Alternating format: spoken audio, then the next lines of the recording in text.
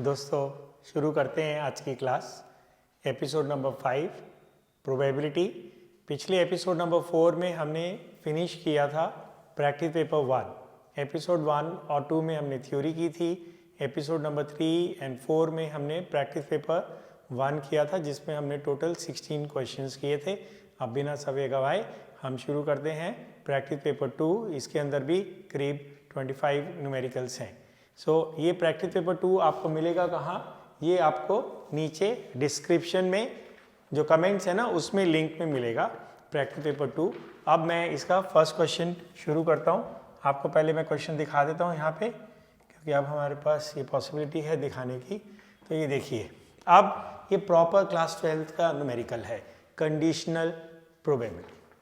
पहले 2-3 क्वेश्चंस ना formula based है। E and F R 2 events. Probability of event E दिया हुआ है आपको और प्रोबेबिलिटी ऑफ इवेंट एफ दिया हुआ है, इंटरसेक्शन एफ दिया। आपको बहुत कुछ निकालना है। तो इस क्वेश्चन को अगर आप लिखना चाहेंगे तो पॉज करके लिख लीजिए अपने एक रजिस्टर बना के। अगर आपने डाउनलोड कर लिया असाइनमेंट तो वहाँ से भी देख सकते हैं। तो अब मैं क्वेश्चन नंबर 1, 2, 3 कराता हूँ। इसकी मैं सोच रहा हूँ फिर से ना आपको इसकी थ्योरी रिवाइज करा देता हूँ, क्योंकि एपिसोड नंबर 2 में आपने देखी थी। हो सकता है कि आप इसको भूल भी गए। ऑलराइट, ये है हमारा episode number 5 practice paper 2। Alright, और ये है हमारा, ये तो आपका ऐसे आएगा। ऑलराइट, सो इसको हमने सेलेक्ट किया और ये गया। Alright, so will start now. Pen select कर लिया जाए, वाइट कलर ले लिया जाए, थोड़ी सी इसकी थिकनेस बढ़ा ली जाए और देखते हैं अब ये प्रैक्टिस पेपर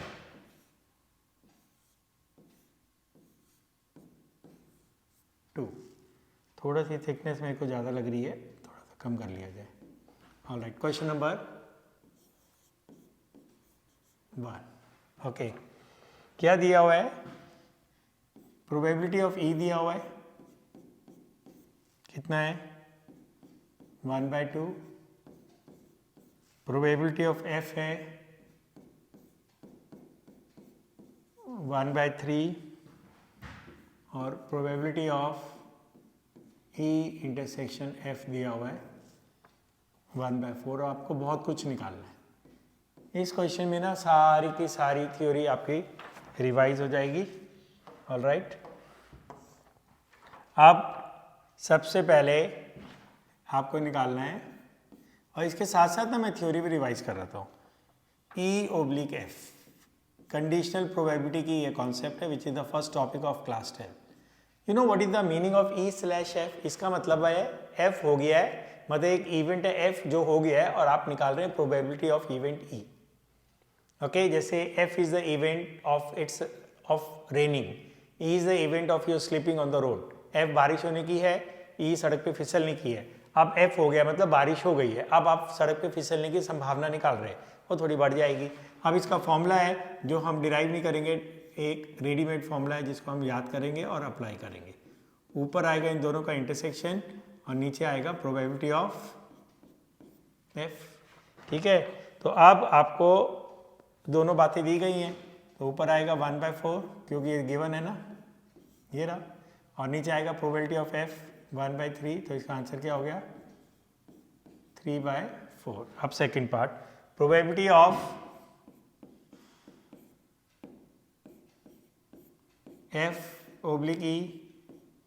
अब आपको E दिया हुआ है और F की प्रोबेबिलिटी निकालनी है, तो ऊपर आएगा उनका इंटरसेक्शन। इंटरसेक्शन में आप F पहले लिखो, E पहले लिखो, कोई फर्क नहीं पड़ता। तो E इंटरसेक्शन F देखने में ज़्यादा अच्छा है, तो मैं ऐसे लिख लेता हूँ। और नीचे आएगा ये वाला प्रोबेबिलिटी ऑफ E। तो E इंटरसेक्शन F आपको दिया ही हुआ है, ये दिया हुआ है 1/4 और प्रोबेबिलिटी ऑफ E दिया हुआ है 1/2। तो ये कट कटा के बन जाएगा 1/2। Alright, probability of E union F, इसमें तो लगेगा आपका, थोड़ा सा पेन और पतला कर लो क्या? तो अब इन दोनों का ये कुछ ज़्यादा ही पतला हो गया,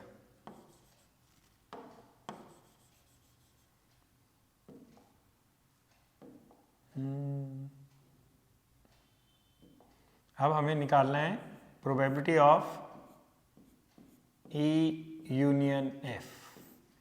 what will be probability of E union F? इसमें आपका लगेगा first evergreen formula, probability of E plus probability of F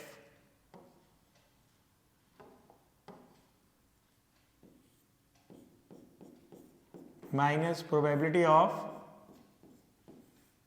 E intersection F। ये फॉर्मूले से तो अब आप भली बात ही परिचित हैं। प्रोबेबिलिटी ऑफ E कितना है? 1/2। पेन को ना मैं थोड़ा मोटा ही कर रहा हूँ, वो ज़्यादा अच्छा लग रहा था। ऑलराइट, तो ये हो गया आपका 1/2। प्रोबेबिलिटी ऑफ F कितना है? 1/3। और प्रोबेबिलिटी ऑफ इंटरसेक्शन F कितना है? 1/4। ओके, अब इसको आप कैलकुलेट कर लीजिए। तो थोड़ा सा मैं ऊपर करूं। ऑलराइट, अब चाहें तो आप एक साथ एलसीएम ले लो। 12 आएगा, 12 को 2 से डिवाइड करेंगे 6 आएगा, 3 से डिवाइड करेंगे 4 आएगा, 4 से डिवाइड करेंगे 3 आएगा। 6 + 4 10, 10 - 3 7/12 आपका आंसर आ गया, probability of E union F। आप नेक्स्ट करेंगे probability of E bar slash F bar. Okay, अब ये ना एक्सपैंड हो जाता है, कभी अपनी मर्जी से ऊपर नहीं जाएगा, कभी ऊपर जाएगा। ऑलराइट, ये हमारा वो आ गया सिनॉप्सिस। ऑलराइट, अब हम करेंगे फोर्थ पार्ट। क्या निकालना है? Probability of E bar F बार। ऊपर आएगा इनका इंटरसेक्शन,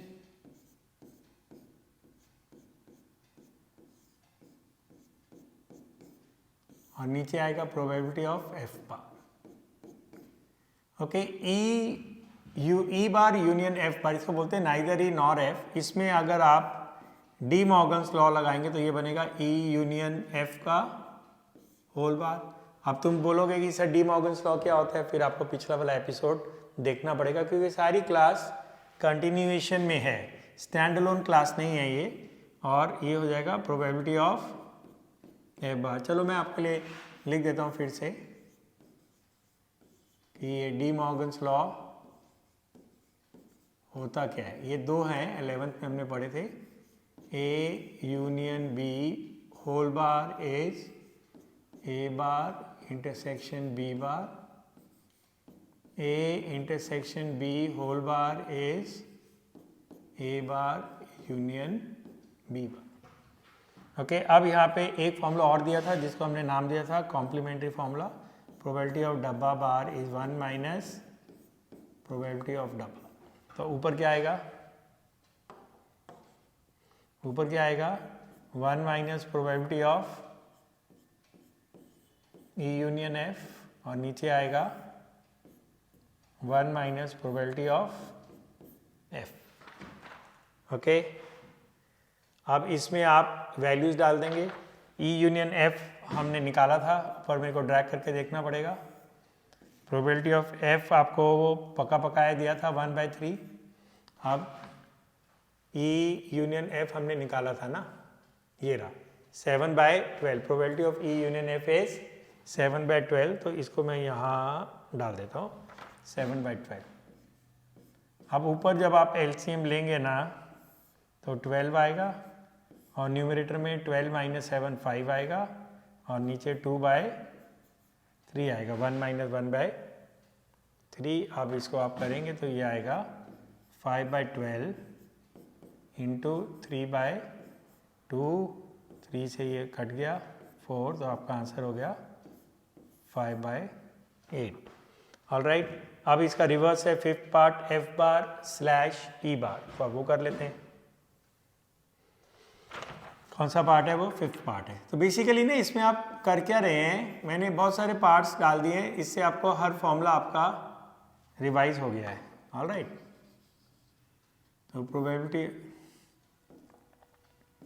तो probability of F bar given E bar, probability of F bar given E bar. मेरे ख्याल से ये भी ना एक ये मोटा पेन चलता है, यस, ऑलराइट। अगर आपको मोटा लिखना है तो पीछे लिख लो। अब इसको भी ना वो करना पड़ता होगा शायद, प्रोग्राम करना पड़ेगा कौन सा कलर लेना है। अब ऊपर क्या आएगा, और ऊपर आएगा इनका इंटरसेक्शन। अब उसमें ई बार पहले लिखो, एफ बार पहले लिखो, कोई फर्क नहीं पड़ता। और नीचे आएगा probability of E bar. Okay, probability of E bar intersection F bar ना हम निकाल चुके हैं। यहाँ पे ऊपर देखो, ये रहा probability of E bar intersection F bar, E union F bar, ऐसे ऐसे करके ये कितना आया था 5/12, ये आया था न्यूमरेटर, देखो 5/12। तो वो 5/12 आप यहाँ डायरेक्ट लिख दीजिए, ऑलराइट। और नीचे आएगा 1 minus probability of E, probability of E है 1/2, ओके 1/2। तो अब ये हो जाएगा 5/12, नीचे 1/2 आएगा, घूम के वो ऐसे हो जाएगा। तो आपका आंसर आ गया 5/6। तो ये हो गया आपका क्वेश्चन नंबर 1। अब क्वेश्चन नंबर 2 भी ना सिमिलर क्वेश्चन है, तो देखते हैं क्वेश्चन नंबर 2। ये देखिए, A and B are two events such that probability of A is 3/8, probability of B is 5/8, probability of B given A is 2/3। ये लो थोड़ा बड़ा कर देता हूँ, 2 उंगलियों से होगा। ये देखिए, A and B are two events such that probability of A is 3/8, probability of B is 5/8, probability of B given A is 2/3। You have to find probability of A given B and A union B। Alright, चलिए अब हम इस question को भी करते हैं। आपके पास assignment है, नहीं तो पॉज करके आप इसको कॉपी कर लीजिए, ऑलराइट। सो अब हम करेंगे, ये गया ऊपर, ऑलराइट। अब हम करेंगे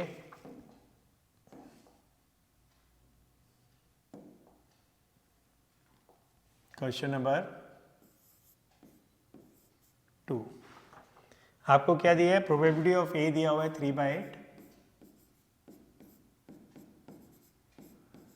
और क्या दिया है, प्रोबेबिलिटी ऑफ बी दिया हुआ है 5/8,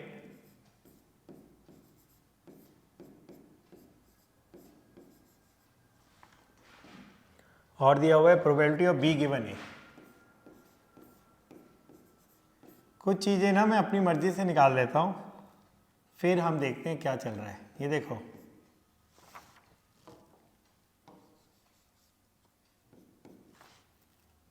टू बाई थ्री, ऑलराइट। मैं असाइनमेंट को ज़रा रख देता हूँ साइड में, हाथ मेरे खाली हो गए, थोड़ा आराम रहेगा। पता है what is the probability of be given A, formula बोलो। अभी तो बताया ना आपको फर्स्ट क्वेश्चन में, कंडीशनल प्रोबेबिलिटी बोलते हैं इसको। ए हो गया है, बी की संभावना निकाल रहे हैं। ऊपर आएगा उनका इंटरसेक्शन, और नीचे आएगा प्रोबेबिलिटी ऑफ ए, है ना। मैं साइड में लिख दूँ जिससे कि बार बार हमें स्क्रॉल ना करना पड़े, एक स्क्रीन पे आप ज़्यादा देख पाएंगे। एग्जाम में मत लिखना, एग्जाम में एक के नीचे एक ही लिखना। प्रोबेबिलिटी ऑफ बी गिवन ए कितना है, 2/3, ए इंटरसेक्शन बी मेरे को निकालना है। ये जो मैं इक्वल टू साइन है ना, ये ठीक नहीं बनता है, ऑलराइट। इसको ना आप प्यार से 2 अलग अलग लाइनें खींचिए। और प्रोबेबिलिटी ऑफ ए कितना दिया हुआ है, 3/8। अब आप इसको क्रॉस मल्टीप्लाई कर दीजिए, तो probability of A intersection B कितना आ जाएगा, 2/3 इंटू 3/8 कट के कितना हो गया, 1/4। ठीक है जी, ये आ गया ए इंटरसेक्शन बी। ये मांगा नहीं है लेकिन इसकी जरूरत पड़ेगी, जो मांगा है उसका बता रहा हूँ मैं। आपको मांगा गया है probability of A given B, first part. So what is probability of A given B, ऊपर उनका इंटरसेक्शन है ना, और नीचे प्रोबेबिलिटी ऑफ बी। एग्जाम में नीचे नीचे लिखना, अभी मैं सामने लिख देता हूँ जिससे कि आपको एक स्क्रीन पे ना ज़्यादा दिखाई दे जाए, हमें ऊपर स्क्रॉल जल्दी जल्दी ना करना पड़े। और प्रोबेबिलिटी ऑफ बी कितना है, 5/8, तो ये कितना हो गया, 1/4 इंटू 8/5। तो आपका आंसर आ गया 2/5। एक पार्ट और दिया हुआ है, probability of A union B, तो वो तो हमने पहले ही निकाल लिया था, नहीं अभी नहीं निकाला। ऑलराइट, तो इसमें लगेगा आपका क्या लगेगा, first evergreen formula. So probability of A union B, बोलो आप कर लोगे ना इसको अपने आप। So what is probability of A union B, probability of A plus probability of B minus probability of A intersection B. बस अब तो नंबर डालने। प्रोबेबिलिटी ऑफ ए दिया हुआ है 3/8, प्रोबेबिलिटी ऑफ बी दिया हुआ है 5/8, probability of A intersection B हमने निकाला था 1/4। इसको मैं 2/8 लिख सकता हूँ, ठीक है। तो उससे ना मैं एलसीएम ले लूँगा 8, ये हो जाएगा 3 + 5 8, 8 - 2 6। एलसीएम लेने के बाद इसको ना 2/8 सोच लो ना मन में, 2 से ऊपर नीचे मल्टीप्लाई कर दो, 8 एलसीएम हो जाएगा 3 + 5 8, 8 - 2 6, और कट के कितना हो गया आंसर आपका 3/4। तो ये जो first second and third numerical है ना, ये बेसिकली आपको फेमिलियराइज करने के लिए वेरियस फॉर्मूलेस से। अब हम करेंगे क्वेश्चन नंबर 3, तो मैं आपको दिखा देता हूँ। ऑलराइट, ये देखिए क्वेश्चन नंबर 3, थोड़ा छोटा कर देता हूँ शायद ये स्क्रीन से बाहर ना निकल जाए। अब देखिए पे ना बहुत कुछ डाल दिया मैंने, ये एक्चुअली एक क्वेश्चन नहीं है, rolled in many question rolled in one है।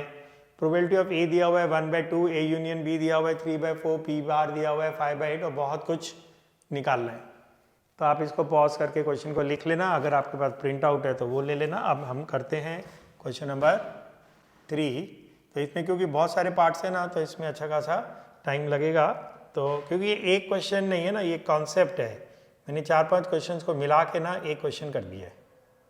ऑलराइट, तो थोड़ा सा दिखने देते हैं। अब हम करेंगे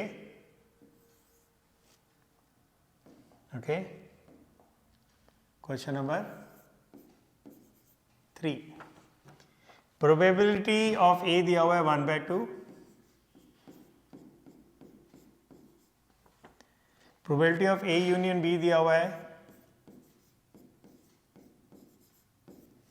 probability of A union B दिया हुआ है 3/4, प्रोबेबिलिटी ऑफ बी बार दिया हुआ है 5/8। इसी से ना मैं प्रोबेबिलिटी ऑफ बी बार कितना होता है 1 - probability of B, complementary formula. तो प्रोबेबिलिटी ऑफ बी कितना हो जाएगा 3/8। 1 में से 5/8 माइनस करेंगे, 8 - 5 3 होता है, तो ये 3/8 आ गया। ये मांगा नहीं मांगा, मैंने निकाल लिया। अब ये 3 डेटा मेरे को दिया हुआ है और इसकी मदद से मेरे को 6 पार्ट्स करने हैं। तो पहले तो हम सोच रहे हैं कि ए इंटरसेक्शन बी निकालने, खैर वो मांगा भी है, नहीं भी मांगा होता तो मैं निकालता। तो लगाऊंगा first evergreen formula, probability of A union B is equal to probability of A plus probability of B minus probability of A intersection B. इसको बोलते हैं first evergreen formula. Probability of A कितना है, कितना है 1/2, ये लिखा है ना।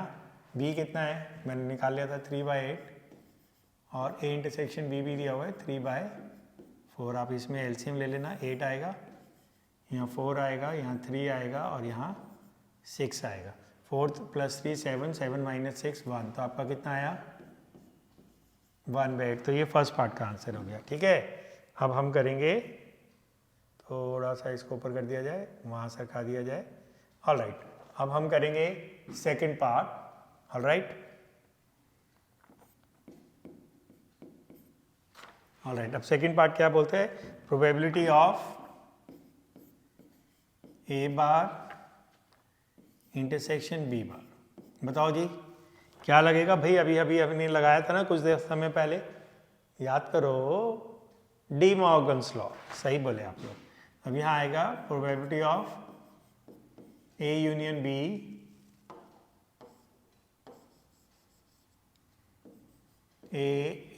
B whole bar. अब क्या लगेगा, कॉम्प्लीमेंट्री फॉर्मूला, वो भी अभी पिछले क्वेश्चन में आपको बताया था।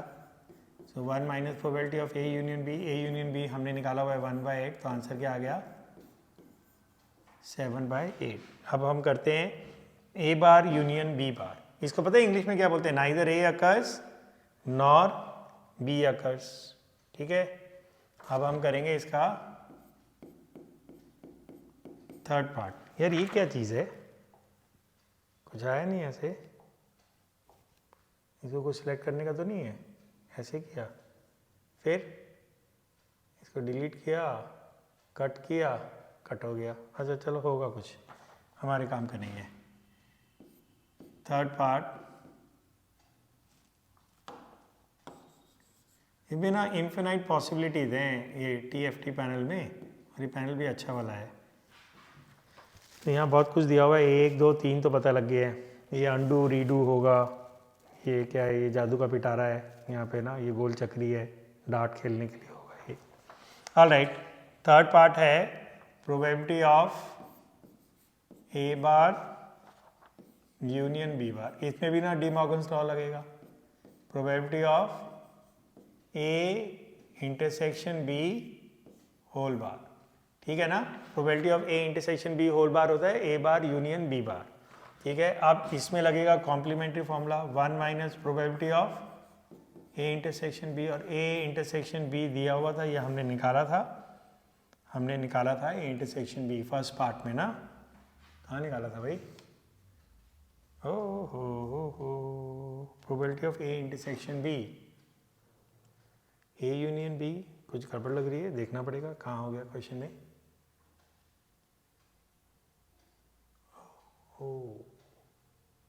अभी देखा, सब गड़बड़ कर दिया ना, तुम लोग भी बताते नहीं हो मेरे को। Probability of A union B दिया हुआ था 3/4, मैंने यहाँ डाल दिया, तो इसको करेक्ट करना पड़ेगा। ये दिया हुआ है 3/4, probability of A union B दिया हुआ है 3/4, और ये आपको निकालना है। चलो कोई नहीं, देर आए दुरुस्त आए। तो ये हो गया प्रोबेबिलिटी ऑफ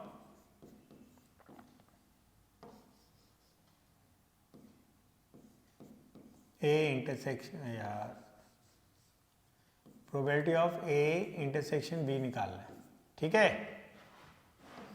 मिट जा भैया, पेन उठा के लिखो, ये ब्लैक बोर्ड अभी हमारी जान लेगा। ओके, अब हमको यहाँ से ये सब मिटाना है। ओके यार, इसको उठाओ और ऐसे सर्कल मारो, ठीक है। ऑल राइट, अब ना इसकी कैलकुलेशन ना मैं डायरेक्टली लिख देता हूँ, क्योंकि यहाँ पे अब जगह नहीं है। तो probability of A intersection B bar कहाँ होगा, और ये यहाँ कैलकुलेट कर लेता हूँ, ठीक है। 3/4 हो गया इधर, और यहाँ एलसीएम ले लोगे 8 आएगा, ठीक है। यहाँ 4 आ जाएगा, 4 + 3 7, ये 7/8 हो जाएगा, ठीक है। आप ऊपर नीचे ना 4 से मल्टीप्लाई करेंगे, नीचे 4 2 8 हो जाएगा, ऊपर 4 4 + 3 7, और फिर वो इधर जाएगा, और ये 7/8 - 3/4 बनेगा आपका ये। ओके, अब ये क्या होगा, एलसीएम लेके 8 आएगा, यहाँ हो जाएगा 7, यहाँ ऊपर नीचे 2 से मल्टीप्लाई करेंगे, ये 6 हो जाएगा, तो ये 1/8 आएगा। ऑलराइट, तो ये आपका 1/8 आ गया।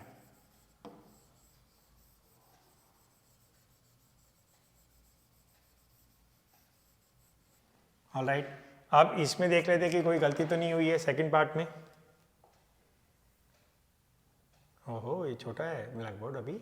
ऑलराइट, तो ए यूनियन बी हमें दिया हुआ था 3/4, ये मैंने निकालने की वो कर दिया ना इसको, तो ये 3/4 है ये यूनियन बी। तो 1 - 3/4 कितना हो जाएगा, 4 - 3 1/4। ऑलराइट, ये आ गया probability of A bar intersection B bar. अब ये हो गया ऐसे, अब ए इंटरसेक्शन बी 1/8 आया था, तो इसका आंसर हो गया। लो, मैं आपको ना एक बार स्क्रीन नीचे कर देता हूँ, आप इसको फिर से ध्यान से लिख लो। तो अभी यहाँ क्या गलती हुई थी, मैंने ए यूनियन बी 3/4 था, उसको मैंने यहाँ डाल के ए यूनियन बी निकाल दिया, जबकि उल्टा था, ए यूनियन बी दिया हुआ था और हमने इसको गड़बड़ कर दिया था। ऑलराइट, सो ये हम कर रहे हैं अभी क्वेश्चन नंबर 3। तो first part A probability of intersection B 1/8 सही आया, मैं आंसर चेक कर रहा हूँ, और जो है अभी आंसर ठीक है। ऑलराइट, तो ये आ गया आपका 7/8। अब हम करेंगे इसका फोर्थ पार्ट, शुरू करें इसका fourth part. Alright, fourth part क्या है, probability of B intersection A bar. पता है इसको क्या बोलते हैं? इसको बोलते हैं प्रोबेबिलिटी ऑफ ओनली बी। आप कुछ और फिर से सीख रहे हो, थ्योरी में हो चुका है। बी अकर्स, पर ध्यान से सुनिए, अब थ्योरी रिवाइज हो रही है। B occurs and A does not occur. इसका मतलब होता है, फॉर्मूला होता है probability of B minus probability of A intersection B. फिर से दिखाऊं आपको वेन डायग्राम बना के, ये देखो, ठीक है, ये ए है, ये बी है, ये सैंपल स्पेस है, ये है ए इंटरसेक्शन बी, ठीक है। अब हम इसको यहाँ से लेते हैं पेन, और इसको मेरे को अब पता भी नहीं है इसको फिल कैसे करते हैं। तो ये होता है ओनली बी, ये वाला हिस्सा ना। ओके, एक स्टूडेंट अभी अभी क्लास में आया है, उसको टाइम से बुलाया था। सब बच्चे लेट लतीफ़ हैं, कोई समय से नहीं आता है आजकल। तो मैं पढ़ा रहा हूँ, अब वो क्लास में बैठेगा, अब पढ़ेगा वो भी। ओके, अब ये देखिए, ये है प्रोबेबिलिटी ऑफ ओनली बी। तो इसको बोलते हैं B intersection A bar. So B intersection A bar को इंग्लिश में बोलते हैं प्रोबेबिलिटी ऑफ ओनली बी, और ये होगा probability of B minus probability of A intersection B. Alright, so इसको वापस ले आते हैं हम इधर। अब प्रोबेबिलिटी ऑफ बी कितना दिया हुआ है, थोड़ा सा और पेन पतला कर लेते हैं। प्रोबेबिलिटी ऑफ बी आपको पका पकाया दिया था ना, प्रोबेबिलिटी ऑफ बी बार था 5/8, तो ये था 3/8। और probability of A intersection B हमने निकाला था, देखते हैं, ये देखो प्रोबेबिलिटी ऑफ बी, देखो ये दिया हुआ है आपको ऊपर, ये दिया हुआ था ना, प्रोबेबिलिटी ऑफ बी 3/8, और probability of A intersection B क्या है 1/8। तो 3/8 में से आप 1/8 खा जाइए, तो ये हो जाएगा 2/8, और कट के आपका आंसर आ जाएगा 1/4। एग्जाम में ना ऐसे आगे मत लिखना, एक के नीचे एक लिखना, ठीक है। अब करते हैं प्रोबेबिलिटी ऑफ ओनली ए, उसको ऐसे लिखते हैं A occurs and B does not occur. वो ये वाला एरिया होगा, ये वाला। सो ये होगा प्रोबेबिलिटी ऑफ ए, ये देखो ना ये पूरा सर्कल, उसमें से नोज खा जाइए, probability of A intersection B. Probability of A आपको दिया हुआ है 1/2, और probability of A intersection B हमने निकाला था 1/8। अब इसको आप एलसीएम लेंगे, 8 आएगा, ऊपर आएगा 4 - 1 3, तो ये भी आपका आंसर आ गया। अब इसका लास्ट पार्ट करेंगे हम, क्वेश्चन नंबर 3 का। अब ये बड़ा हो गया है, ये अपनी मर्जी से बड़ा हो जाता है, और स्क्रीन अपनी मर्जी से ही छोटी हो जाती है। आप देखिए 6 part, probability of A given B bar. तो ये अच्छा इंटरेस्टिंग क्वेश्चन है। तो फॉर्मूला तो अब आपको आता ही है, ऊपर आएगा इनका intersection, probability of A intersection B bar divide by probability of B bar. पता है ये इंटरसेक्शन बी बार क्या है, ओनली ए है, वो अभी अभी हमने निकाला ना, तो वो न्यूमरेटर में डाल दीजिए आप 3/8, और नीचे प्रोबेबिलिटी ऑफ बी बार आपको पका पकाया दिया है 5/8, दोनों के डिनोमिनेटर कट गए, तो आपका ये वाला क्वेश्चन भी फिनिश हो गया 3/5। अब जो क्वेश्चंस है ना 4, 5, 6, वो अब प्रॉपर वर्ड प्रॉब्लम्स हैं। सो फर्स्ट 3 क्वेश्चंस ना बेसिकली एक बहाना था आपको सारे कॉम्बिनेशन, सारे फॉर्मूलेस को रिवाइज कराने का। तो होपफुली अब आपको वो फॉर्मूलेस फेमिलियर लगेंगे, आपको इतना अजीब नहीं लगेगा। ऑलराइट, अब देखिए question number 4। In A class 25% of the students failed in maths, 15% failed in chemistry, 10% failed in both, and a student is selected at random, और हमें अलग अलग बातें निकालनी है 1, 2 and 3।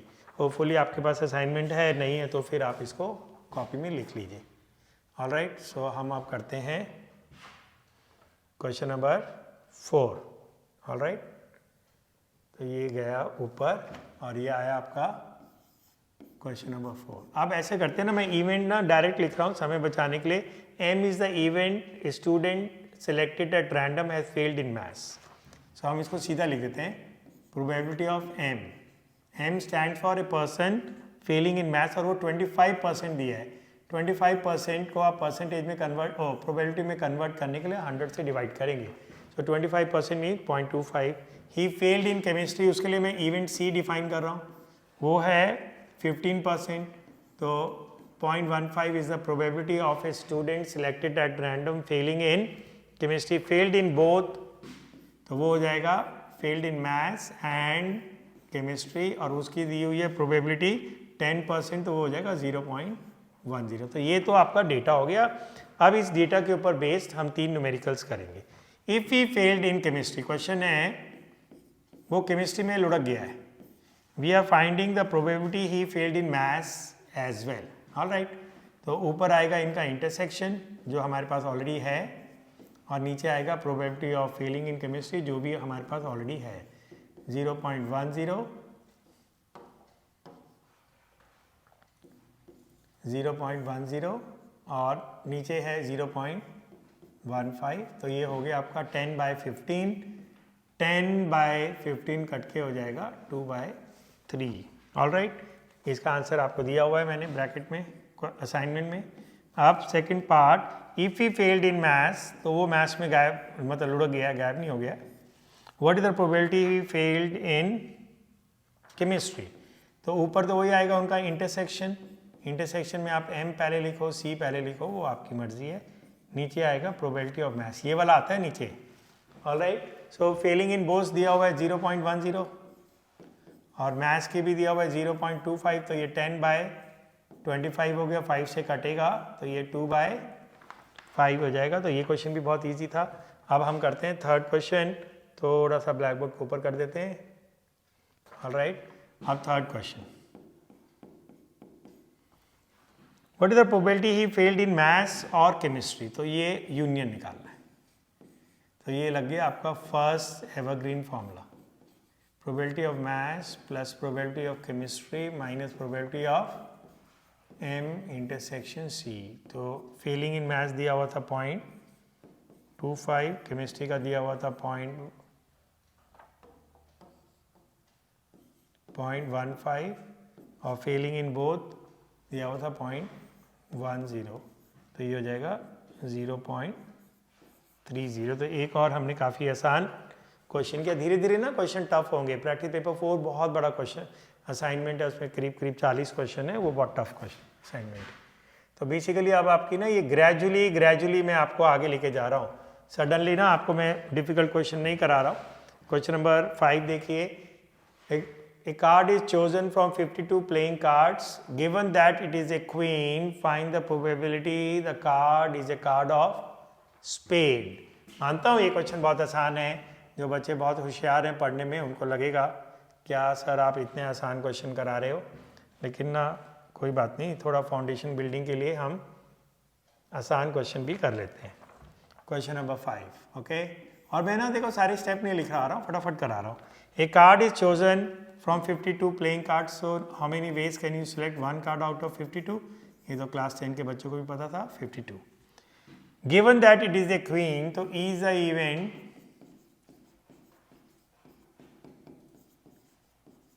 card is queen, ये हो गया है, इसको ना आप टिक मार दो, जो हो गया उसको टिक मार दो, बाद में काम आएगा। Given that it is a queen, find the probability it is a spade. F event card is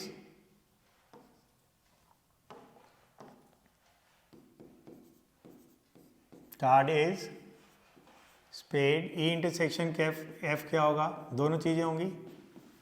card is spade and even, card is queen of spade. अब बताओ स्पेड की कितनी क्वींस होती हैं, एक ही होती हैं। अब क्या हो गया और क्या निकालना है, पता है क्या हो गया है। Given that it is A queen, तो हमें पता है कि कार्ड क्वीन है, मतलब ई हो गया, इसलिए ना पहले उसको मैंने टिक भी मार दिया था, डबल चेक कर लिया। Find the probability it is a spade, तो ऊपर आएगा उनका इंटरसेक्शन, नीचे आएगा प्रोबेबिलिटी ऑफ ई। एग्जाम में आप सामने सामने मत लिखना, अभी मैं लिख देता हूँ। What is the probability of getting a card which is a queen of spade, कितनी होती है queen of spade, 1 होती है ना, तो probability हो जाएगी 1/52, है ना। और E card is a queen, कितनी होती है queens, 4 होती हैं, तो कट के आपका आंसर आ गया 1/4। तो कितना आसान क्वेश्चन था, जगह देखो 4 लाइनों में ख़त्म हो गया है ये। ऑलराइट, तो ये ना आपके एमसीक्यू में जा सकता है। और अभी देखा था ना अपने पिछली क्लास में 2020 में कितने आसान क्वेश्चन आए हुए थे। Question number 6, two dice are thrown, find the probability that the numbers appeared have a sum 8 if it is known that the second die exhibits 4।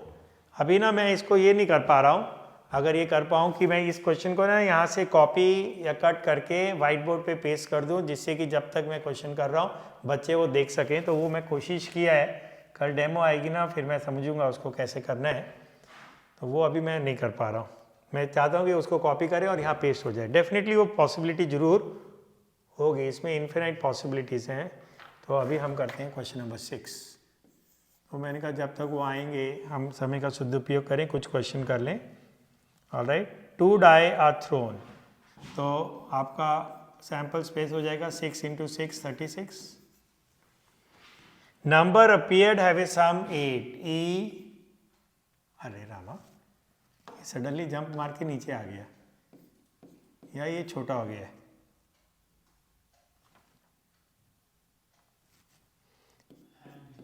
E is the event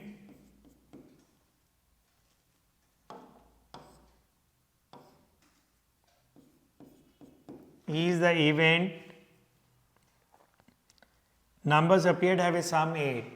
shortcut में लिख दो sum is 8।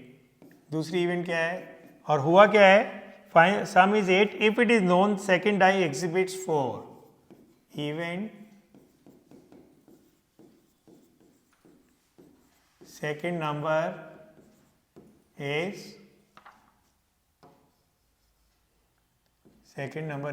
4। ये हो गया आपका।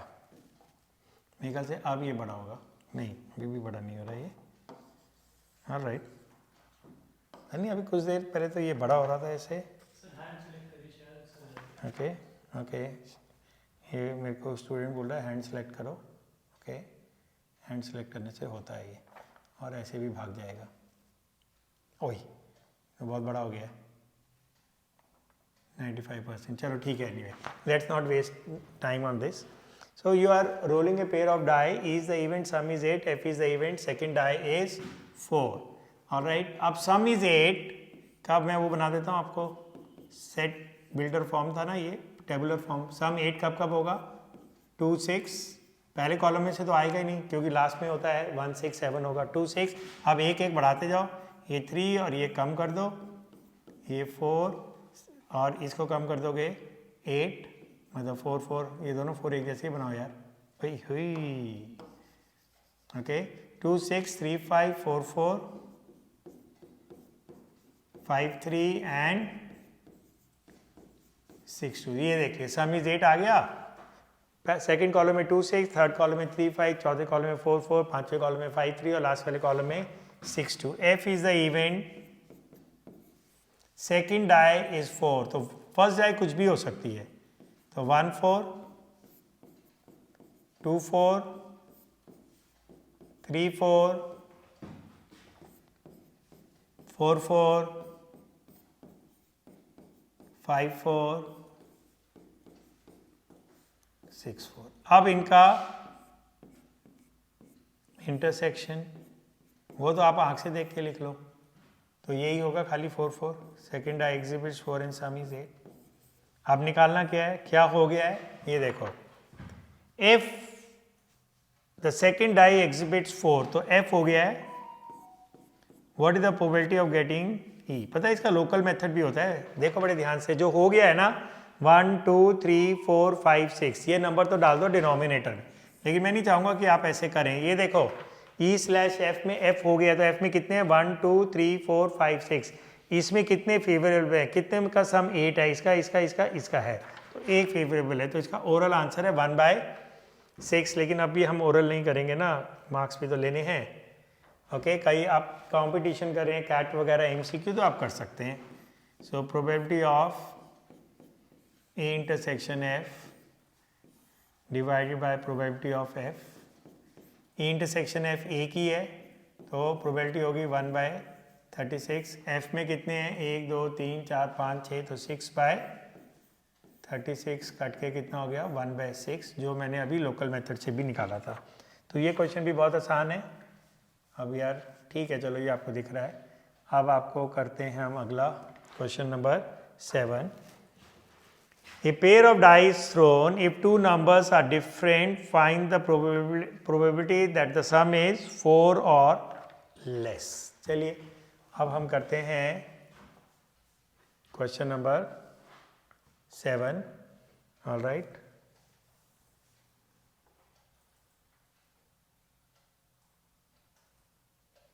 Okay.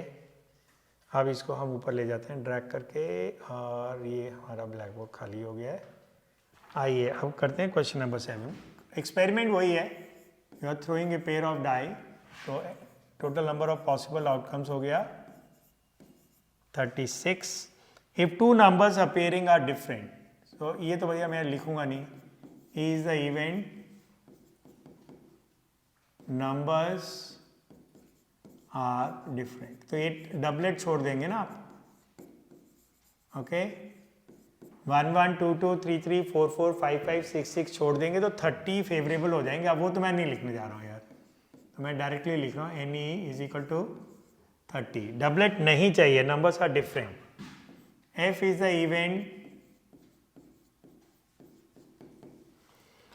The event sum is 4 और less, sum is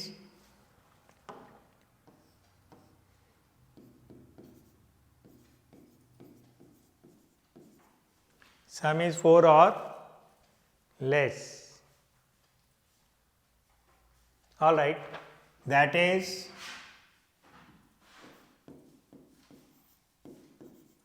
minimum सम कब क्या होता है? मिनिमम सम जब दो डाई रोल करते हैं, बोलो यार, मिनिमम सम 2 होता है, दैट इज सम इज 2 और 3 और 4, सम इज 4 और लेस। अब इसके फेवरेबल बना लेते हैं। सम इज 2 में 1 1 आएगा, सम इज 3 में आएगा 1 2 एंड 2 1, 4 में आएगा 1 3 2 2 एंड 3 1। तो ये हो गया सम 2 3 और 4। अब क्या हो क्या गया था, हमने टिक नहीं मारा। A pair of dice thrown if two numbers appearing are different, तो ये हो गया है। If two numbers appearing are different find the probability sum is 4 और लेस। अब ई इंटरसेक्शन एफ क्या होगा? सम एक तो ये इनमें होना चाहिए और नंबर डिफरेंट होने चाहिए, तो 1 1 छोड़ दीजिए, तो 1 2 होगा, 2 1 होगा, 1 3 होगा, और ये वो हो गया जिसमें ई और एफ दोनों हो रहे हैं। सम इज 4 और less, sum is 3, sum is 3, sum is 4, sum is 4, and numbers are different, तो 1 1 नहीं होगा और 2 2 नहीं होगा। ऑलराइट, तो अब आपको क्या निकालना है, क्या हो गया है, हमने मारा था ना टिक, ई हो गया है, ठीक है। एक बार इसे फिर से पढ़ लेते हैं। Two numbers appearing are different, E हो गया है। Find the probability sum is 4 और लेस, तो ये आपको निकालना है, बस खत्म। ऊपर आएगा इनका इंटरसेक्शन, इंटरसेक्शन में ई पहले लिखो, एफ पहले लिखो, वो आपकी मर्जी है। नीचे आएगा प्रोबेबिलिटी ऑफ ई। अब probability of E intersection F में 4 है ना, तो ऊपर आ जाएगा 4/36। ये कहाँ से आया? NE upon NS, number of favourable outcomes upon total number of possible outcomes. और प्रोबेबिलिटी ऑफ ई क्या होगा? प्रोबेबिलिटी ऑफ ई ये था 30, तो 30/36 से कट जाएगा, 2 से भी कट जाएगा, तो आपका आंसर आ जाएगा 2/15। देखिए मैंने आंसर आपको असाइनमेंट में दिया हुआ है 2/15। तो ये भी एक क्वेश्चन आपका हो गया, मुश्किल नहीं था। ऐसा एक और क्वेश्चन है 8, ऑलराइट, तो उसको भी कर लेते हैं, फिर इस क्लास को हम फिनिश करेंगे। अब आप उसके बाद अगली क्लास में करेंगे, ऑलराइट। ये देखिए क्वेश्चन नंबर 8 पढ़िए। A pair of dice are thrown, same question है। Find the probability sum is 8 और greater if 5 appears on the first die। Alright, तो सिमिलर क्वेश्चन है। वैसे तो मैं इसको छोड़ रहा था, फिर भी मैंने कहा चलो इसको कर लेते हैं, थोड़ा सा आपको जल्दी समझ में आएंगी चीज़ें, प्रैक्टिस हो जाएंगी ना। ऑलराइट, तो अब इसको हम भेज देते हैं ऊपर, और अब हम करेंगे आज की क्लास का आखिरी question, question number 8। A pair of die are thrown, तो सैम्पल स्पेस कितना हो गया आपका 36। फिर बोला है सम इज 8 और greater, E is the event, direct लिख दूं, सम इज 8 और 9 और 10 और 11 और 12, क्योंकि 8 और ग्रेटर है ना, मैक्सिमम सम 12 होता है जब दो सिक्सेस आते हैं। अब इसका वो बना लेते हैं, 8 कब आएगा, सेकंड कॉलम से शुरू होगा 2 6, फिर एक बढ़ा दो, ये 3 4 5 और 6, और यहाँ एक एक कम करते जाओ, 5 4 3 एंड 2, इन सब का सम 8 है। 9 कब से आएगा, 9 शुरू होगा 3 6 से, इससे पहले नहीं आएगा। फिर ये एक बढ़ा दो 4, ये एक बढ़ा दो 5, ये एक बढ़ा दो 6, ये कम कर दो 5, ये कम कर दो 4, ये कम कर दो 3। ठीक है जी। सम 10 आएगा 4 6 से, तो ये 5, ये 6, इसको कम कर दो 5, इसको कम कर दो 4। अब सम 11 किससे आएगा, 5 6 से आएगा, 5 6 एंड 6 5, और आखिरी वाला आ गया, 2 छक्के आ गए आपके, 2 6s। ऑलराइट, ये हो गया सम इज 8 और 9 और 10 और 11 और 12। 5 appears on the first die, F है event, 5 appear on first throw, तो वो क्या क्या होगा, 5 पहले पे आएगा, उसके बाद कुछ भी आ सकता है, 5 1 के साथ 5 2,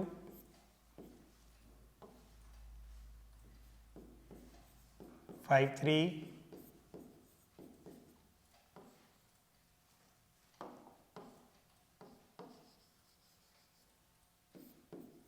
5 4, 5 5, 5 6, 5 appear on the first die। अब क्या हो गया, उस पर टिक लगाना भूल गए ना, a pair of dice thrown find the probability sum is 8 और greater if 5 appears on the first die, ये हो गया है। ऑलराइट, अब हमें निकालना है इनका इंटरसेक्शन, तो क्या क्या होगा वो तो हम देख के निकाल लेते हैं। इसमें 5 1 है दोनों में, नहीं है, 5 2 नहीं है, 5 3, 5 1 है कहीं, two two two two two नहीं है, 5 2 नहीं है, 5 3 भी नहीं है, 5 4 है, 5 3 है ना, ये रहा, क्या कर रहा हूँ मैं, 5 2 नहीं है, 5 3 है। अच्छा, उसको ना देखने के बजाय हम डायरेक्ट भी कर सकते हैं ना, देखो इसमें से वो ले लेते हैं जिनका सम 8 और ग्रेटर है, इसका सम 6 है, इसका नंबर सम 7 है, इसका 8 है, इसका 9 है। ऐसे ढूंढने के बजाय ना हम डायरेक्ट भी तो कर सकते हैं, कम वाला ले लो ना, इंटरसेक्शन में कॉमन होते हैं दोनों में, इसमें बहुत सारे, उसको छोड़ो, इनमें से ले लो। तो 5 appear on the first die and sum is 8 और ग्रेटर, इसका सम 6, इसका 7 हटाओ, 8 9 10 11 हो गया। ये अब क्या हो गया है, f हो गया है, तो वो तो जाएगा डिनोमिनेटर में। एक बार ना फिर से क्रॉस चेक कर लेते हैं, if 5 appears on the first die, तो इफ हो गया है, हमें प्रोबेबिलिटी ऑफ ई निकालना है, तो ये हो जाएगा probability of E intersection F divide by probability of F. अब ई इंटरसेक्शन एफ में भी डिनोमिनेटर में 36 आएगा, इसमें भी डिनोमिनेटर में 36 आएगा। अब इंटरसेक्शन एफ में कितने हैं, काउंट करो, 1 2 3 4, और एफ में कितने हैं, 1 2 3 4 5 6, तो कट के हो जाएगा ये 2/3। मेरे को ऐसा लग रहा है कि हम इसको नहीं भी लिख के कर सकते थे। तो एक और क्वेश्चन आपका हो गया 8th, क्या करें, 9th कर लें अभी, नहीं नेक्स्ट क्लास में करेंगे, अब काफ़ी हो गया आज के लिए। तो बच्चों अभी हमने probability of class 12th maths का एपिसोड नंबर 5 अभी किया है, जिसके अंदर हम असाइनमेंट नंबर 2, जिसको हम बोलते हैं प्रैक्टिस पेपर 2, उसके पहले 8 क्वेश्चंस किए। तो हम मिलते हैं बहुत जल्दी एपिसोड नंबर 6 में, जिसमें हम क्वेश्चन नंबर 9 ऑनवर्ड्स करेंगे, और हमारे पास टोटल 23 क्वेश्चन हैं। ये रहा आपका प्रैक्टिस पेपर 2, आपको आपके डिस्क्रिप्शन में ऐसे लिंक मिल जाएगा। तो इस क्लास को अभी हम फिनिश करते हैं, और हैव ए नाइस डे, मिलते हैं बहुत जल्दी।